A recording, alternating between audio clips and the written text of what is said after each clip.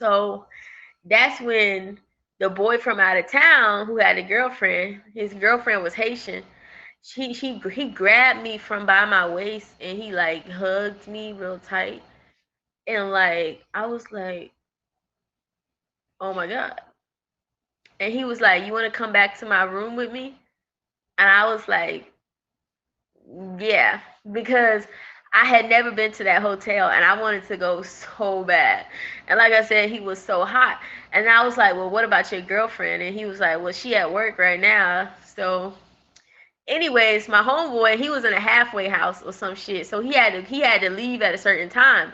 So then he got mad and was like, bitch, you ain't shit. I got you something to eat. And you gonna leave with the light skinned nigga. You gonna leave me for a light skinned nigga. Y'all finna fuck. Y'all finna fuck. Bruh, he kept on saying that shit. He talking about son, y'all finna fuck. You wanna go get with this little light skinned nigga? Cause he was dark skinned. He was just black. And I guess he was jealous because this nigga was biracial and he had the good hair, and he was just mad. No, we did invite him. We said he could come. We said he could come smoke with us, but he had a curfew. He had to go back to his little halfway house or whatever, and he couldn't come. We invited him because we knew he couldn't come. We did invite him. We said, "Hey, bro, you could come with us," but of course, we didn't really want him to come. Anyway, so we get to the hotel.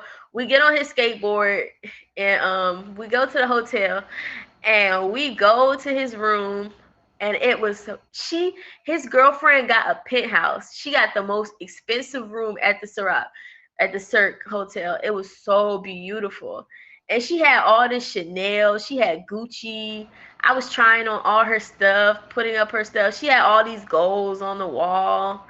She had all this money. I was like, damn, your girl got money.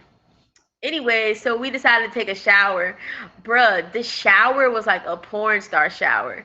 It was so beautiful. So, anyways, I used the bathroom and he FaceTimed his girlfriend because she was calling him while I was there. And she's like, oh, I miss you so much.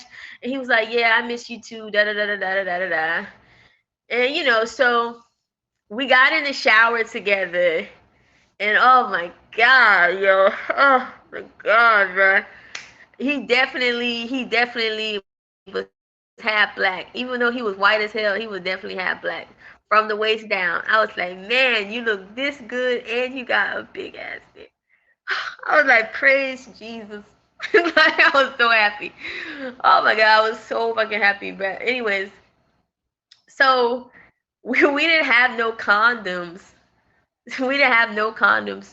So we just kind of did a little something, but we didn't like go all the way like that because we didn't have no condoms. And I really wasn't trying to get pregnant by this nigga. I was like, I ain't trying to get pregnant by you. Anyways, we smoked some blunts. We had a good time. Apparently, he had took some pictures of me, and I didn't know. And we sat out on the balcony, and then I decided that it was time for me to leave because his girlfriend was coming. So I went down to the lobby. We didn't exchange numbers or anything. So I went downstairs into the lobby and I left. And I was sitting outside. It was raining real bad, and I was sitting out in the lobby. I didn't get his number or nothing. And this white man came and asked me did I want to have some drinks with him at his room, and I was like, sure, shit, free liquor, why not? And the nigga looked like he was rich. So I'm like, okay, sure, why not? I was like, shit, I'm finna party. And my homeboy hit me up, who's also Ecuadorian too, just like the dude that I had messed with who had the Haitian girlfriend. Except he was 100% Ecuadorian. And he was like, yo, Sin, what you doing? I was like, oh, I'm just kicking it with somebody, man. And he was like, Lord. He was like, of course. He was like, all right, I'm gonna holler at you later then. I was like, all right. So, anyways, I'm sitting there, and the white guy was about to go ask me what did I want to get to drink. And that's when Phil, that was his name, Philip, he came and he saw me in the lobby, and he just came and sat next to me and he said, look, he's like, I like you. And I thought it was just gonna be a one night stand. I did not expect him to come back down to the lobby. He was like, I like you. I wanna be with you. I wanna be with you and her. And he was like, I could even see myself having a baby with you and her. And I was like, okay. And then we started kissing, and the white guy was just sitting there like, what the fuck is going on? And we started making out while his girlfriend could have walked into the hotel at any minute and killed us both. And so we fucking ordered a pizza. The pizza was amazing. They have like a 5-star restaurant. We ordered a pizza on her room because, like I said, she got money. So we ordered a pizza on her room, and like we went up, we went into the hallway, and we started messing around in the hallway with cameras, bruh, in the fucking hallway. Then we went back downstairs because they was playing live music. It was so fun. So after that, I basically was his side chick, and I was so in love with him. Like I really was in love with him. Like I literally was in love with him. I was so fucking in love. Like, oh my god. I mean, I wasn't in love, but he said hotel sex another type of freaky though. Yeah, hotel sex is freaky, but it's also risky too if somebody got a girlfriend who lives there and is gonna murder your ass. Because I asked him, I said, what happens if your girlfriend come home? And he was like, she might kill you. And I was like, he was like, don't worry, I'm gonna stuff you inside of this thing. And I said, what if she opens it? And he was like, I ain't gonna lie, my girl got hands. He was like, he told me straight up. He was like, I ain't even gonna lie, this bitch got hands. He was like, you might fuck around and die up in here.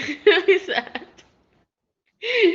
anywho, I lived 2 minutes from the hotel. So the next day he came and saw me. He did not go home to her.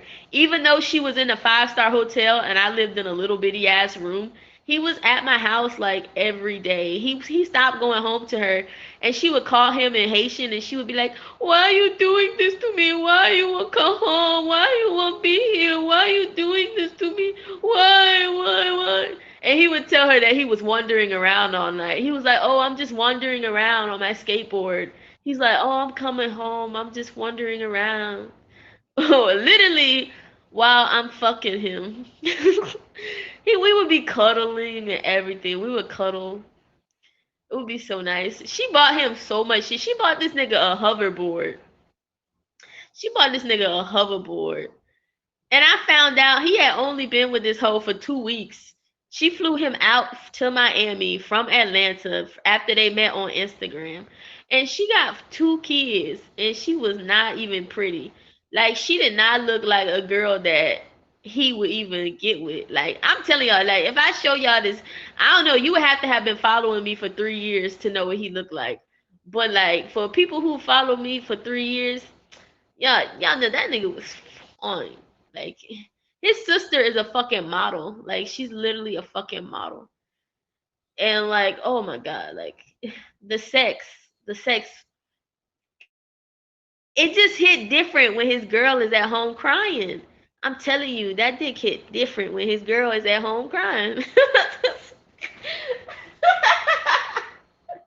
Bruh, that shit hit different, bruh.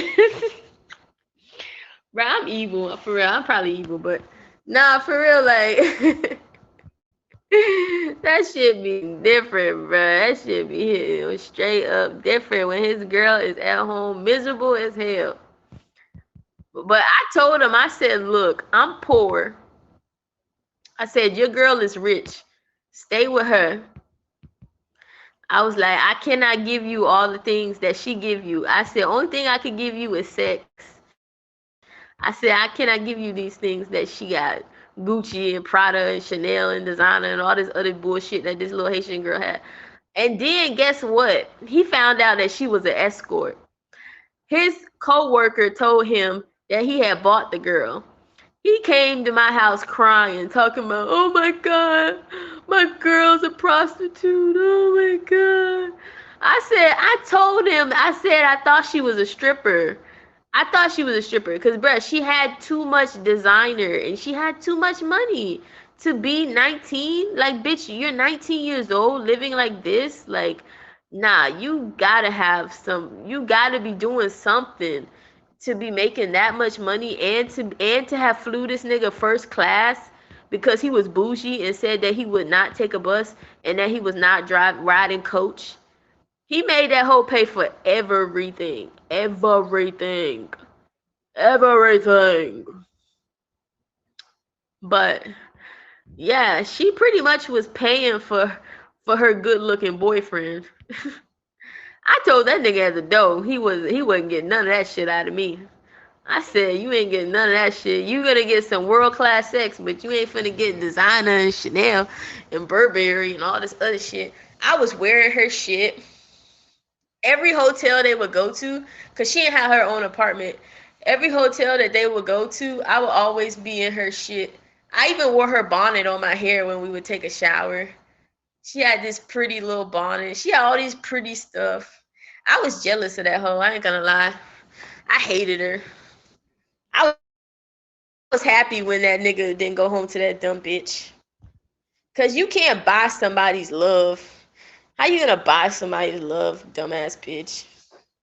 But anyways, it ended up ending after he had choked me out, and I just got tired of it. After she put my pictures on social media, trying to expose me, when she really just made herself look like a dumbass. And it was just over. He ended up breaking up with her anyways, or she broke up with him. She sent his ass back to Atlanta. Then he came back out here. I saw he came back out here, but I didn't link up with his ass because I was just like, don't feel like dealing with y'all two no more. It was just like it was a fun thing for a couple of months. It was fun.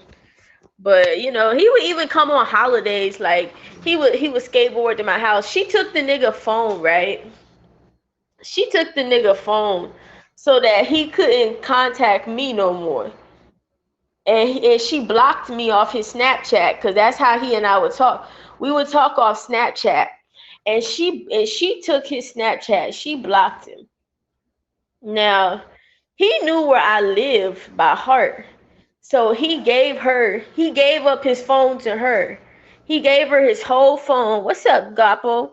He gave her his whole phone because he knew exactly where I lived. So the whole time she thought, oh, he being faithful now because I took his phone. And it's like, nah, bitch, because he know where I live. He could easily get to my house. Wherever they went to,